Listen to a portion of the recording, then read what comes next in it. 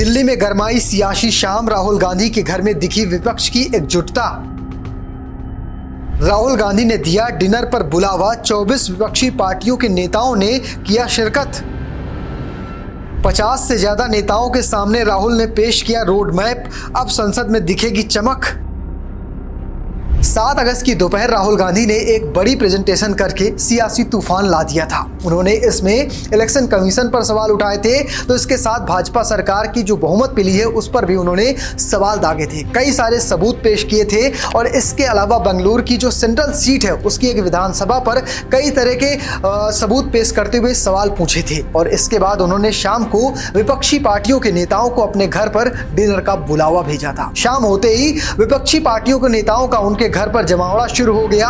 और इस डिनर में क्या कुछ हुआ, क्या राहुल गांधी ने कहा और वहां से निकले नेताओं ने क्या कहा, चलिए आपको इस वीडियो में विस्तार से दिखाता हूं। राहुल गांधी ने आज शाम को 24 विपक्षी पार्टियों को अपने घर पर डिनर का बुलावा भेजा था और इसमें 50 सांसदों, कह सकते 50 सांसद या फिर विपक्षी पार्टी के नेता शामिल हुए थे। इसमें कई सारी पार्टियों के सांसद शामिल थे, जिसमें टीएमसी भी शामिल थी। टीएमसी जो लगातार कांग्रेस पर सवाल उठाती है वो इस डिनर पर नजर आई और इसके साथ कह सकते हैं कि पूरा विपक्ष मानता है कि राहुल गांधी ही लोकसभा में नेता प्रतिपक्ष हैं। आपको बता दें कि राहुल गांधी इस वक्त लोकसभा में नेता प्रतिपक्ष हैं और आज उन्होंने इलेक्शन कमीशन पर सवाल उठाए हैं। एसआरआई के मुद्दे पर उन्होंने बात की है जो बिहार में कह सकते हैं चल रहा है। इसके अलावा कौन होगा उपराष्ट्रपति, इस पर भी बातचीत की गई है। वहां से निकले नेताओं ने क्या कुछ कहा, चलिए आपको विस्तार से दिखाते हैं। आदरणीय लोकसभा में विरोधी दल के सभापति श्री राहुल गांधी जी के निवास पर इंडिया अलायंस के विभिन्न दलों के नेताओं को और विभिन्न राज्यों के मुख्यमंत्रियों को निमंत्रित करके उनके साथ एक संवाद का माहौल आज आदरणीय राहुल गांधी जी ने तैयार किया है। आज लगभग 24 दलों से नेतागण मौजूद हैं। वरिष्ठ नेतागण जैसे शरद पवार साहब, कर्नाटक के मुख्यमंत्री सिद्धरामैया साहब, महाराष्ट्र के पूर्व मुख्यमंत्री उद्धव ठाकरे जी, बिहार से तेजस्वी यादव जी, जम्मू कश्मीर के पूर्व मुख्यमंत्री फारूक अब्दुल्ला साहब और कई ऐसे हमारे महान और वरिष्ठ राजनीतिक नेतागण उपस्थित हैं। बहुत सकारात्मक माहौल है, बहुत एक संवाद का माहौल है। बाई इलेक्शन है 2 सीटों का, उसको जल्दी करना चाहिए। तीसरा ये था कि राज्यसभा की 4 सीटें हैं, उनको भरना जरूरी है। तो ये बहुत अहम बातें हैं जिसके लिए हम लोगों ने इनसे कहा है।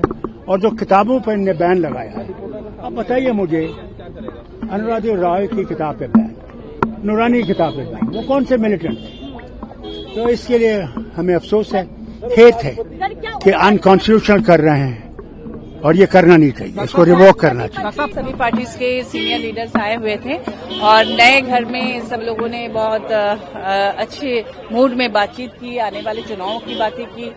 ऐसा कोई ये नहीं था कि हाँ इसी पर बात करना है, उस तरह का कोई शेड्यूल बना हुआ नहीं था और सब लोगों ने अच्छे से खाया पिया, गपशप किया और एक बॉन्डिंग सबकी दिखी। सब एक दूसरे की से बातचीत कर रहे थे, चुनाव को लेकर भी बातचीत हो रही थी, लेकिन बहुत ही हेल्दी एक माहौल था। क्या उपराष्ट्रपति को लेकर के भी कोई चर्चा हुई? नहीं, ऐसी कोई ऑफिशियल चर्चा नहीं हुई है। ऐसे कैजुअली सब लोग ऐसी बातचीत कर रहे थे, लेकिन कोई एक ही टॉपिक पे बात नहीं हो रही थी, जिससे मन जिस तरह की बातें कर रहे हैं। बहुत अच्छा प्रेजेंटेशन रहा, जिसमें जो दोपहर को बताया उन्होंने आप सबके पत्रकारों को, वही हमें सबको बताया। और सबसे बड़ी बात यह है कि आज बहुत अच्छी तरह से आत्मीयता से उनका ये घर जो नया शिफ्ट हुए, वहाँ पे हमने हमारा स्वागत किया।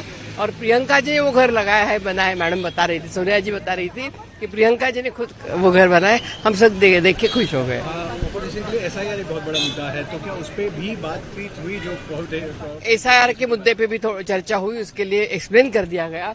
लेकिन हम तो एसआईआर के लिए हर रोज मांग कर ही रहे हैं कि उसके ऊपर चर्चा हो। यही सारी चीजें पे बात हुआ कि उन्होंने राहुल जी ने बताया कि किस तरीके से कर्नाटक हो या अन्य प्रदेश में किस तरीके से मल्टीपल वोट किस तरीके से बढ़ाया जा रहा है, किस तरीके से घटाया जा रहा है। ये सब चीज की जानकारी हम लोग प्राप्त हुआ और इसी के ऊपर देखते हुए हम लोग बिहार पे हर बूथ पर इसी तरीके से नजर रखेंगे, कार्यकर्ता से बात करके इस पे हम लोग काम क्या करेंगे। चुनाव बहिष्कार करने को लेकर कोई चर्चा हुई? क्योंकि तेजस्वी यादव ने कहा, इसके बाद आप लोग आज बैठे सारे अलायंस के लोग, तो इस स्थिति में क्या चुनाव बाइकआउट एक ऑप्शन है? इस पर बात हुई क्या? नहीं, देखिए, ये अभी इस पे जो ज्यादा कोई चर्चा नहीं हुआ है, क्योंकि हम लोग लोकतंत्र पे भरोसा करते हैं और बिहार के जनता और देश के जनता पे हम लोग भरोसा कर रहे हैं और हम लोग मजबूती से लड़ाई लड़ने वाले लोग हैं, पीछे मुड़ के देखने वाले नहीं है, पीछे हटने वाले लोग नहीं है और हम लोग फेस करेंगे और लड़ाई लड़ेंगे। फिलहाल आप कैसे देखते हैं पूरी खबर को कमेंट बॉक्स में लिखिएगा और पेज को फॉलो करना, चैनल को सब्सक्राइब करना बिल्कुल भूलिएगा। धन्यवाद।